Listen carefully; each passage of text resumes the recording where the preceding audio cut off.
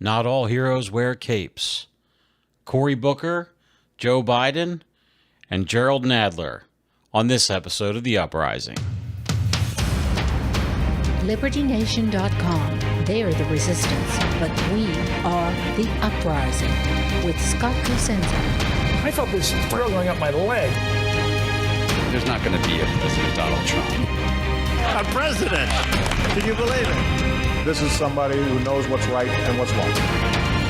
You know what podcasts are, by the way? Talk shows for people who cannot make it in talk radio.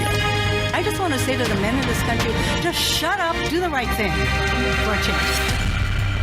I think possibly that's the most unattractive form in which prejudice can be met in this country, is the rage of the entitled. Lord save us from the presidential aspirants. Well, as somebody who was run out of New Jersey because of gun control, I think I have a sort of particular prickliness to New Jersey politicians coming for my guns. I had to move several states away to feel a little bit safe for not only having the right to keep and bear arms, but to live under a government that wants me to have that right, that is okay with that right, where neighbors say we're better off with our neighbors armed rather than disarmed, and only agents of the state having guns. And it's always important to remember when we consider these things that the state is force. It is about do this or else. Welcome back to another edition of The Uprising, a podcast of LibertyNation.com. And this is your host, Scott D. Cosenza. When Cory Booker looks around, what does he see? He sees that the problems in society are caused chiefly by guns, and only by taking them away from his fellow Americans can we really start on the pathway along the road to peace and prosperity. Never mind, of course, that the liberty that Americans have was first gained by its own citizens owning guns. When the Patriots took to the green at Lexington and Concord, they did so with their own arms, or ones they had stolen from the British. It wasn't government-supplied police arms that created this republic, this country born in liberty. And we will lose it, for sure, if government agents are the only ones that are allowed to keep and bear arms. It would seem like the most progressive anti-establishment or anti-Trump person in the country would be equally on the page of don't take our guns away. If you believe Donald Trump is the worst of the sort of hysterics about him, right, that he's some kind of white supremacist, half a Klansman or worse even, right? There's that lie that he said there were good people on both sides of white supremacists in Charlotte that I always have to debunk. Well, if you believe that to be true, as so many of our fellow Americans seem to, the never Trumpers or anyone but Trumpers, why would you be okay with the government agents being the only ones who have guns? Don't you see that you benefit as a citizen from having a gun? And Cory Booker's assault on gun control is sort of particularly ironic, given the fact that gun control started in this country as a way to keep newly freed slaves from attaining a full measure of rights in this country. You know, how do you keep blacks on a virtual plantation with Jim Crow and everything else, and lynchings? To say the worst of it, well, keeping them disarmed for sure is a great way to. Because I'll tell you what, you go to somebody's house to lynch them and they have a gun in there. That's a whole different equation.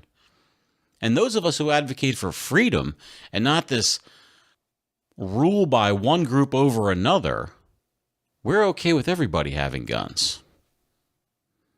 One of the lead plaintiffs in what eventually became the Heller case, the famous case that established once and for all that the Supreme Court said the Second Amendment protects an individual rights, was a man called Tom Palmer, who is a gay guy subjected to violence because of his sexuality, and says, the police aren't protecting me. I have to be able to protect myself.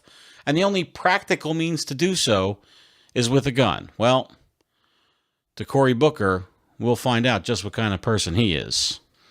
Senator Spartacus released his 47-point plan for taking guns away from his fellow Americans this week.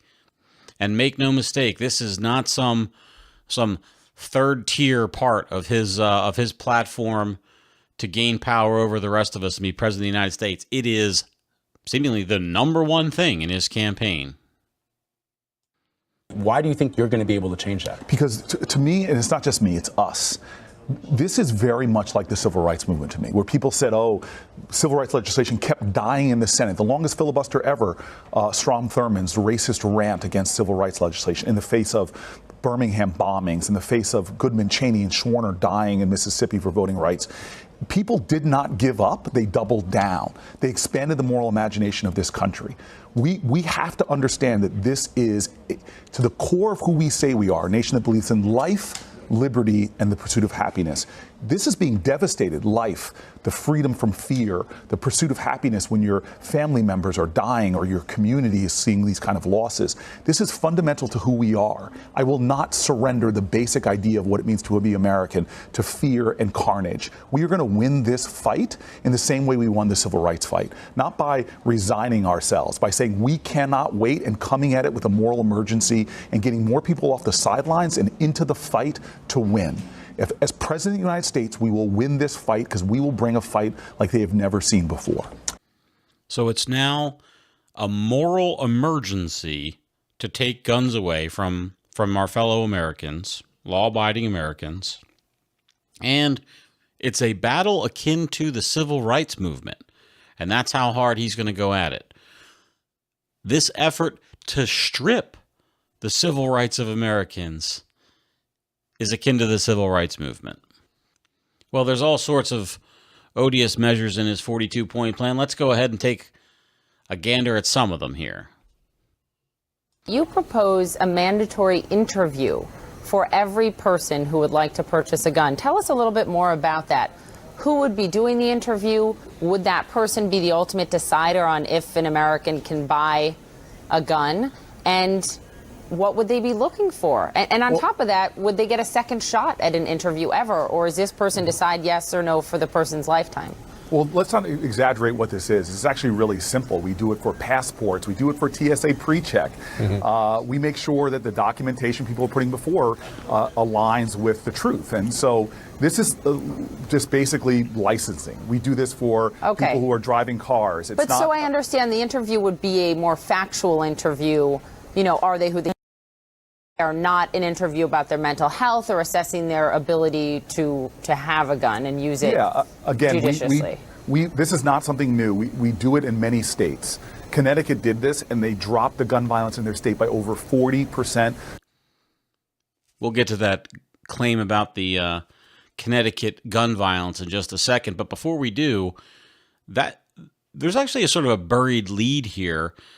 In addition to the overall just gun licensing that's going to be required. So every American who wishes to own a gun is going to have a federal gun license that allows them to permit a firearm. If you happen to live in one of the free states, you don't know what this is. It's a common way that states that don't wish to have people have guns restrict them and frustrate their attempts to do so. New Jersey, Senator Booker's home state, is known to do that, as is Connecticut.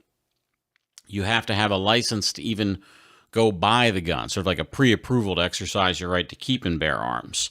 So this would be at the federal level. He says that in the plan, they could seek the gun license at a designated local office widely available in urban and rural areas. Well, yeah, we promise, right? And if one is not widely available, where's your recourse? Well, I don't know where it is. But what's interesting is that he says that you can go there to present your credentials that you're eligible to own a gun. And those include passage of a certified gun safety course. Now, as a NRA certified firearms instructor, this would be welcome to my wallet, to be sure. If every American has to be certified by a trainer to get one of these new federal permission slips to get a gun, well, don't we just cash right in on that? But it's a completely new. There is no right yet discovered in the Constitution that requires this sort of training or permission slip. So how it's going to be overturned, how he's going to overturn the Heller decision is not mentioned in this. Senator Booker says that after Connecticut passed a suite of gun control laws, that their gun crime rate was reduced massively. Well, some of those laws that he's talking about, they do have a gun licensing provision, like a gun owner licensing provision. If you want to buy any gun in Connecticut, you have to apply for just a license to purchase a gun. As a matter of fact, you have to get that license or one form of it simply to purchase any ammunition in Connecticut. It's a staggering requirement. Don't go to Connecticut on a weekend and expect to be able to go to the local sporting goods store and buy a box of shells, because it ain't going to happen. You have to present yourself at one of 3 government offices around the state and ask them for permission slip to then go buy ammo. Well, gun crime and all sorts of crimes can sort of have political massaging of the numbers. It's one of the features of one of the greatest television series ever made is The Wire. And one of the sort of refrains that we learn from that is you can always trust the homicide statistics as a bellwether for a crime rather than the other ones, because it's one of the very few that they cannot massage or fake. Okay, so back to Connecticut and Senator Booker. Well, if we look at the murder rate per 100,000 people, sort of how it's commonly expressed in these statistics, in 2017, last year, for which looks like the completed numbers are in, Connecticut had 2.8 murders per every 100,000 people. And that has fluctuated somewhere in the 2s or even in the 3s since the year 2010. I'll run 2010 to 2017. 3.7, 3.6, 3.3, 2.5, 2.5, 3.2, 2.2, 2.8. Okay. Those are all the number of people per 100,000 that were murdered in that state. Well, let's take a little time machine back to the prehistoric era when there were almost 0 gun control laws. Before the Gun Control Act of 1964, before the Assault Weapons Ban in 1994, before the Gun Control Act of, 80? Doesn't matter. Here's the numbers from 1960 starting to 1969. 1.61, 1.3, 1.8, 1.8, 1.62, 2.4, 2.5, 2.9. So in 1960, when a 12-year-old with a pretty profitable paper route could have bought an assault rifle or a firearm that Senator Booker would call an assault rifle, mail order with cash, the murder rate was 1.6 per 100,000. But today, where there's all this licensing, gun controls, import controls, can't buy mail order, can't buy sight unseen, got to buy in your local state, age of majority, all that business, it's 3 times as high as the murder rate. Why is that? If more guns and access to guns, legal access to guns, which is what this legislation is designed to do, to throw up loopholes to legal access to guns, if it's going to make us safer, why don't the numbers show that it was much less safe when there were almost no gun controls? If he's going to strip Americans of a right so precious that it was the second one listed when the founders listed the rights most dear to them and most important that the government not trample on, it's the Second Amendment to our Constitution. Don't we deserve some better explanation other than his promise? What the hell happens when we're left with no guns and a more violent society and nothing to protect us from it? Or a person who really is a white supremacist who wins the presidency of the United States, or really uses violence against people in a way that patriots would stand up to meet with violence themselves? Well, I'm sure that in that case, Senator Booker will issue a very heartfelt apology. Here he is with sort of a famous lie about gun regulation in the United States and what he's going to do to change it for the actual, so the manufacturing regulations with the Consumer Products Safety Commission. You've promised also to close some loopholes on gun sales. Why do it that way as opposed to working on a bipartisan solution?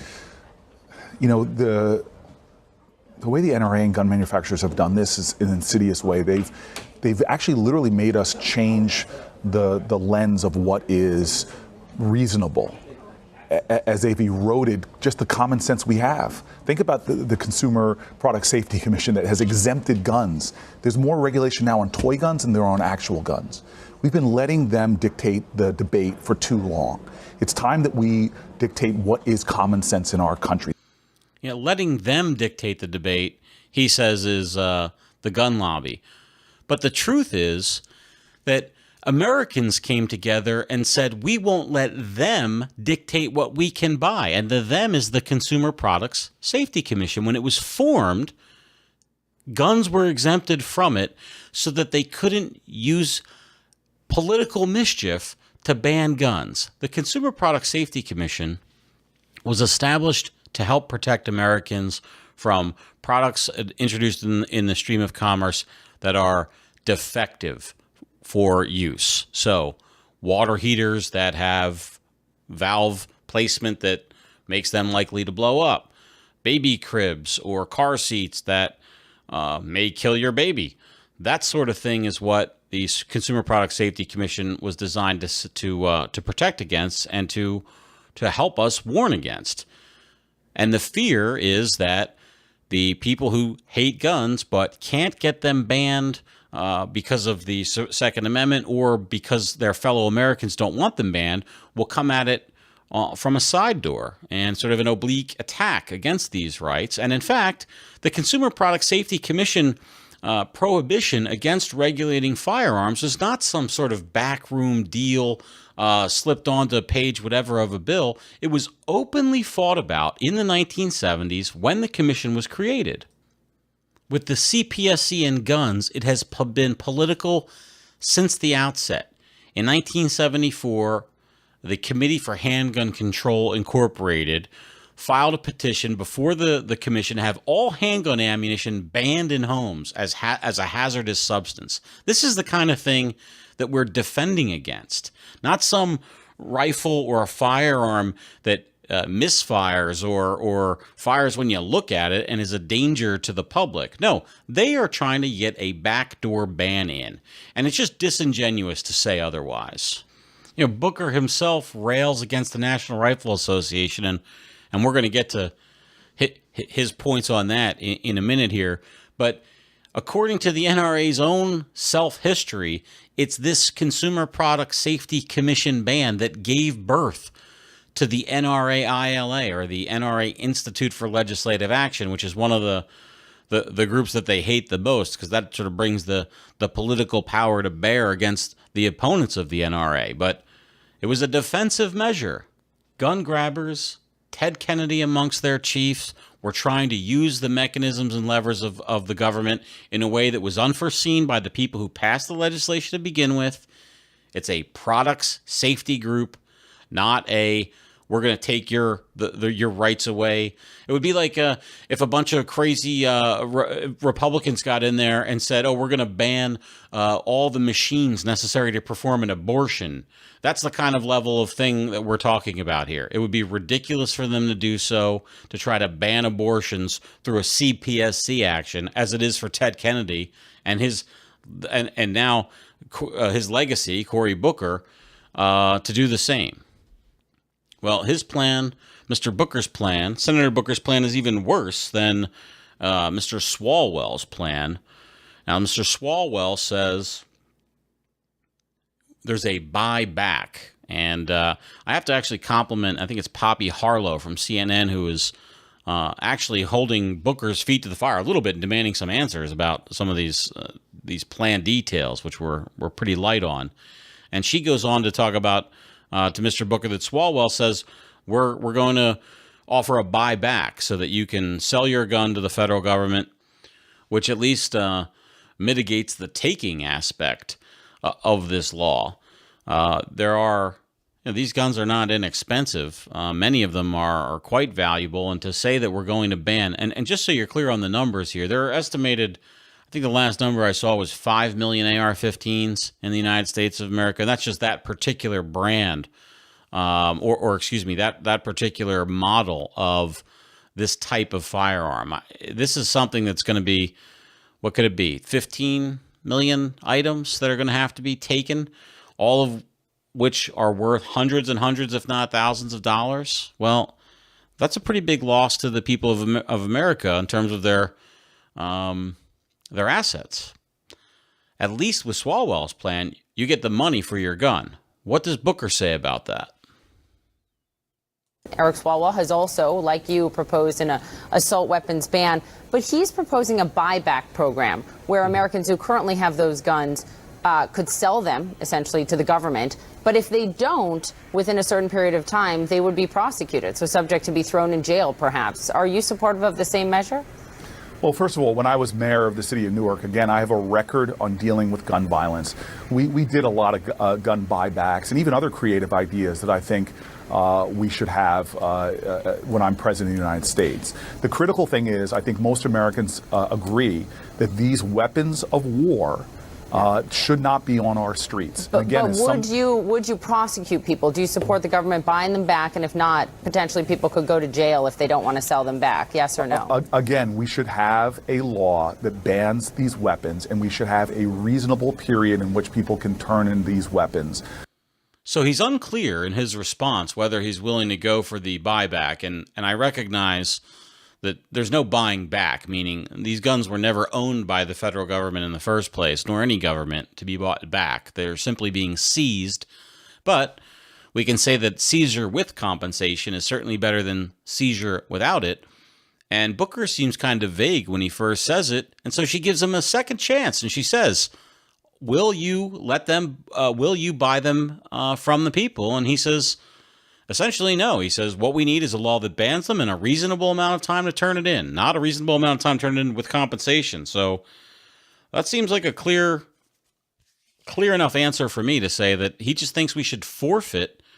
Gun owners should just forfeit their property for the imagined safety benefit he touts. He also says most Americans agree that these weapons of war should not be on our city streets. Well, did you first lie to them and say that these were weapons of war? Because all the weapons that we're talking about here, these quote-unquote assault weapons, are not used by the American military in their wars because they're less effective for combat purposes.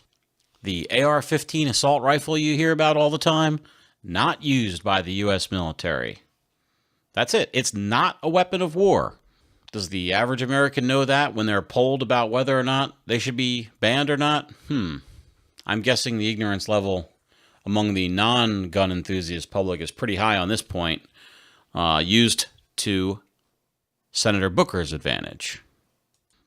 So it's a civil rights type question. It's supported by most Americans, and it features common sense proposals.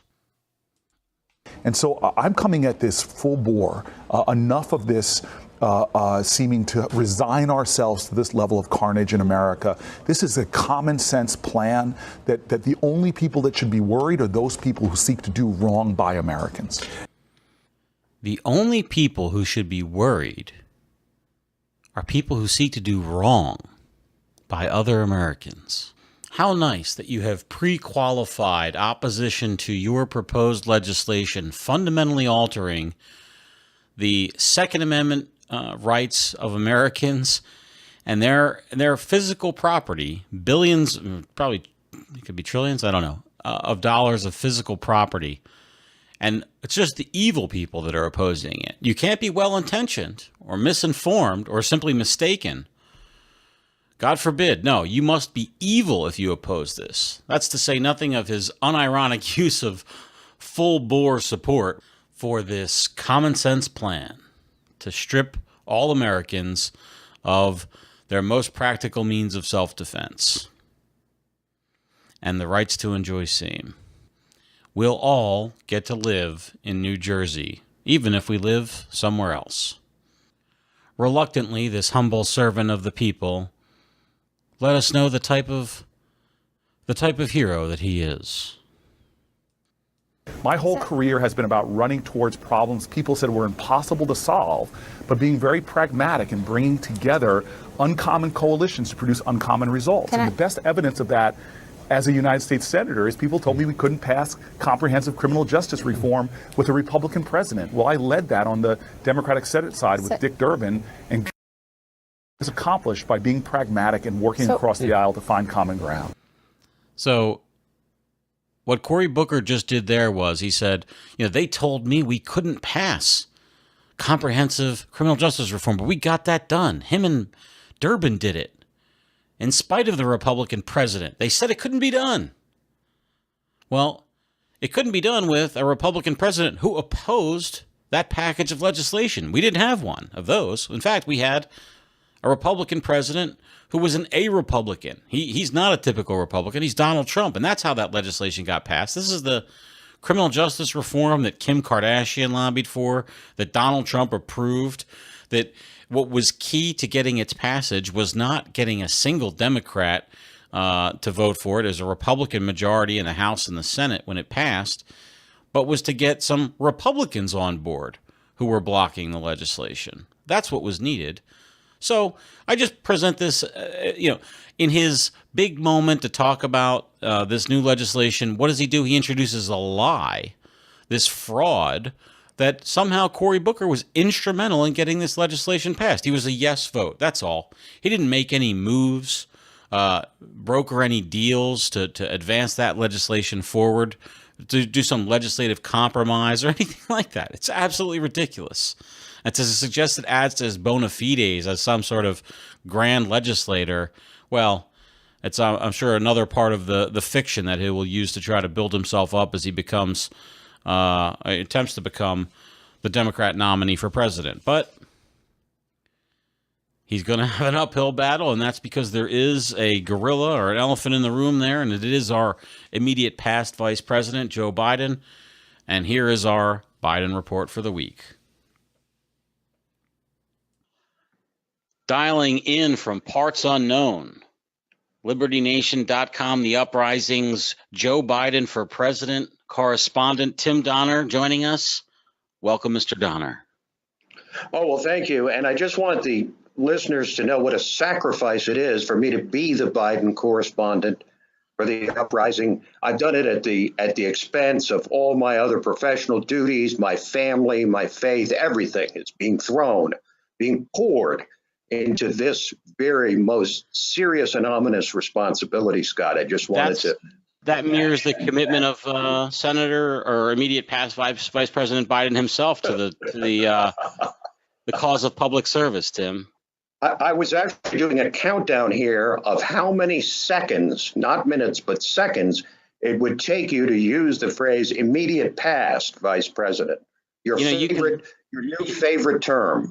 You could look at Joe Biden's massive financial wealth and that of his sons and think that somehow he was some sort of capitalist. But no, Tim, public service is where he's chosen to make his mark on the country. And it's in that spirit that we turn our attention to his campaign to be the next president of these United States and your analysis of same. What has the week done with Mr. Biden and his candidacy?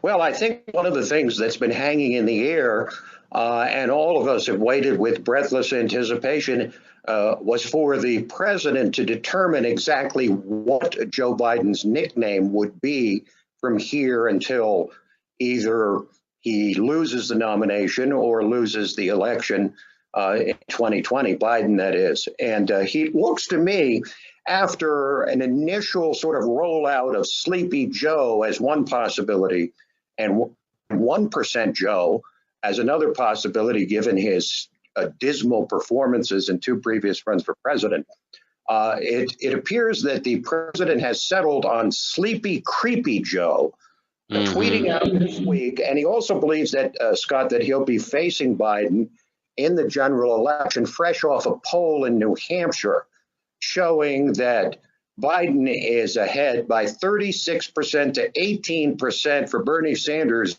in Bernie's neighboring state, the state right next to his own beloved home of Vermont, the president now believes he will be facing Joe Biden.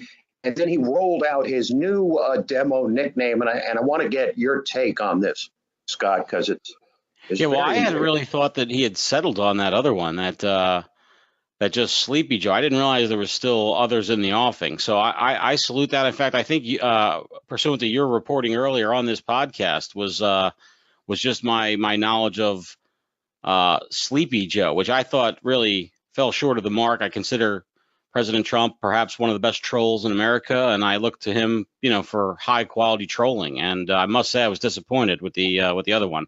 But Sleepy Creepy Joe, that might actually get some traction. That might be good. Sleepy Creepy Joe is pretty good. I mean, the question is whether it has the same snap as Crooked Hillary, which, of course, worked so well for so long for the president back when he was merely a candidate. But the president tweeted out this week to his more than 60 million followers, looks to me like it's going to be Sleepy Creepy Joe over Crazy Bernie. Everyone else is fading fast. So the president is, I think the question is, Scott, is he relishing facing Joe Biden, who's, by the way, with the media saying that the president is really scared of Biden. President is really trepidatious about having to face him.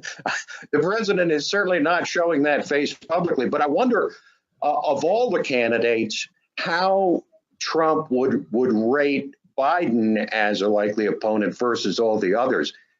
I don't think there's one of them who feel that he's remotely scared of, but I wonder if he's more trepidatious about Biden than he is about the other candidates.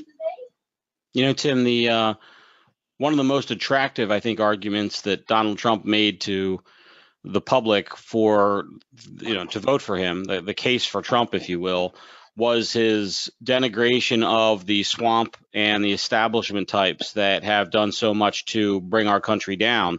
And it seems like it's a no-brainer that he'll be able to continue those attacks apace with Joe Biden as the Democrat nominee, rather than somebody else who could be, like a Pete Buttigieg. You can't really, even though he is, I know, like a total establishment guy because of his background, he doesn't have that lifelong voting record.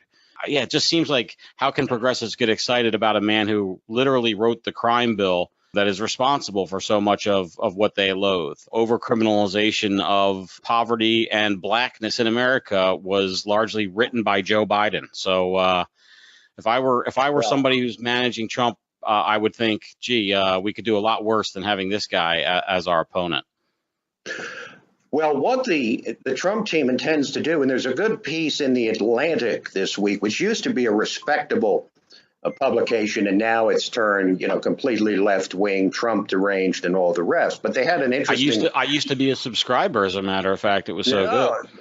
Back when it used to be a respectable a publication, but the piece this week is entitled "Trump's Allies Want to Clintonize Joe Biden," and then the subheading is "Donald Trump supporters want to erase the line between an old white man and the person who might have been the first woman president." So clearly, what the Trump team wants to do is turn Biden into just a natural, not progression, but a continuity from the Hillary Clinton campaign, in the sense that he stood for everything that was overturned by the voters in the 2016 election.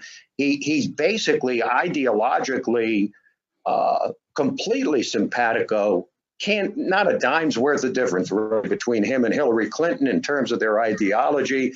They're old-time sort of Democrat establishment, corporatist liberals, and the Trump campaign is planning to depict creepy, sleepy, is it sleepy creepy, or is it creepy? What is it? Tim, that's for you to tell me. I don't want to confuse the listeners. It's very important to know what the president's nickname is. But they want to turn Biden into another Hillary Clinton without the charm, or maybe with some charm, but he's not a woman. And I just love it, from this article, Scott. I gotta read this part from the article in the Atlantic, which engages in some good analysis, but also a great deal of wishful thinking.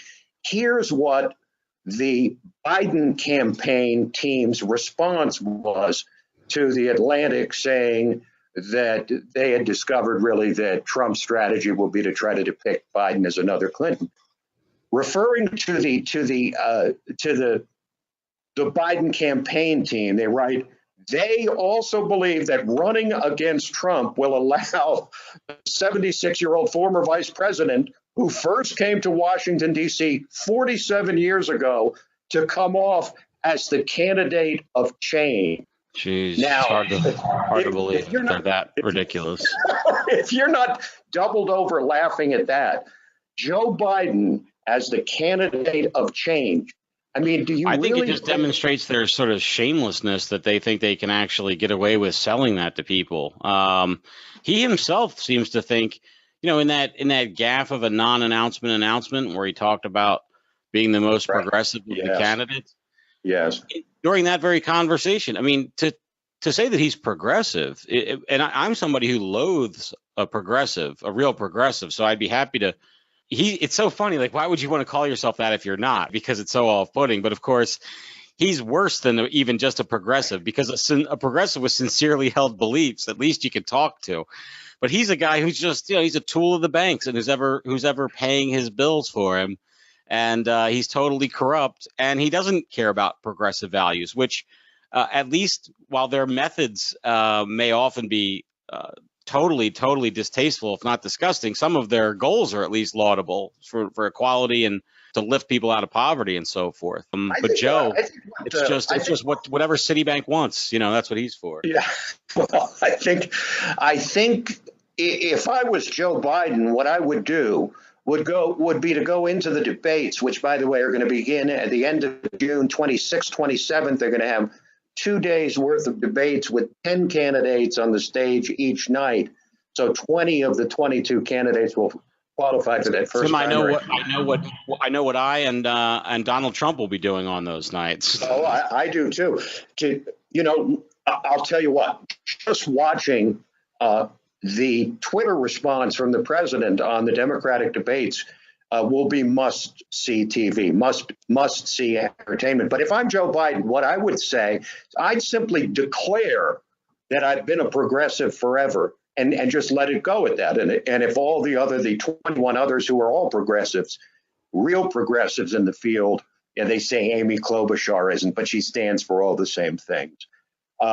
If I was him, I'd just declare that I'm a progressive, or declare that I'm just as progressive as anyone in the field, and just move on from there instead of going into the particulars and let them spend all their time trying to claim that he isn't.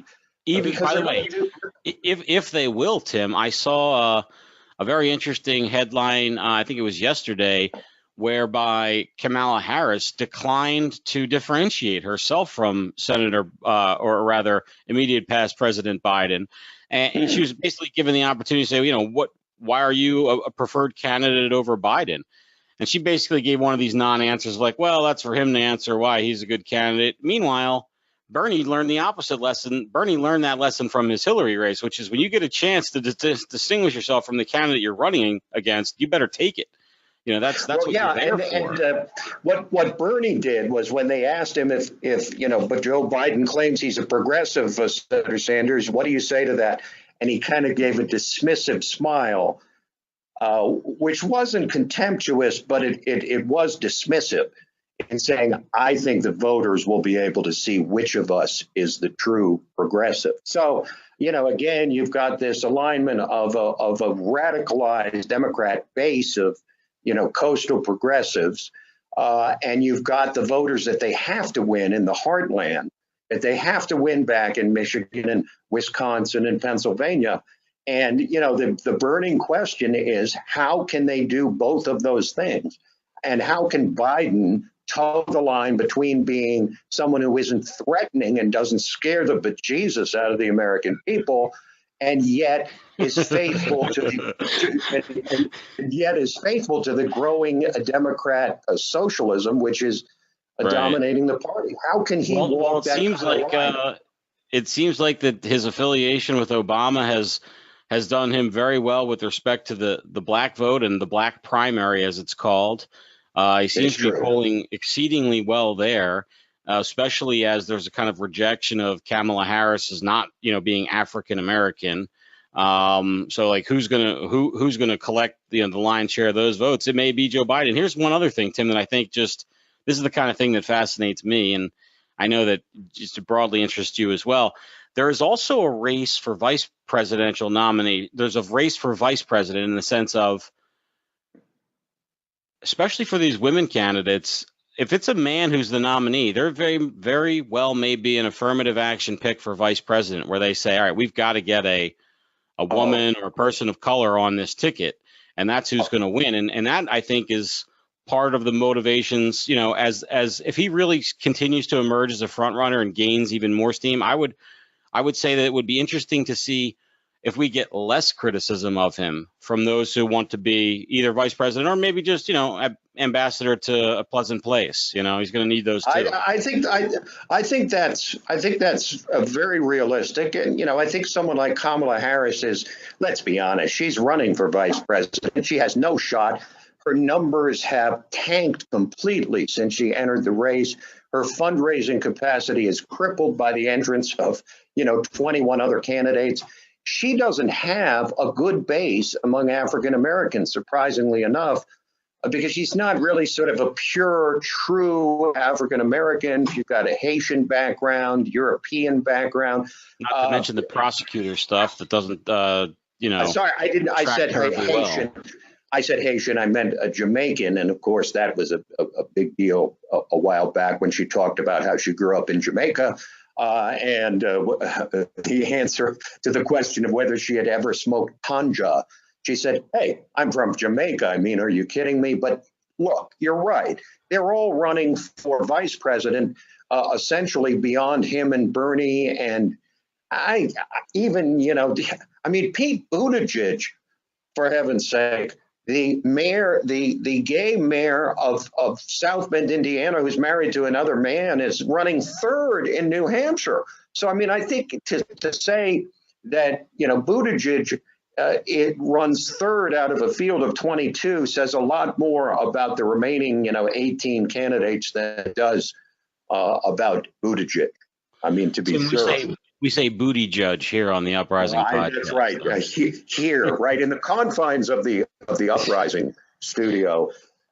We say, in the Uprising, we say booty judge. Exactly.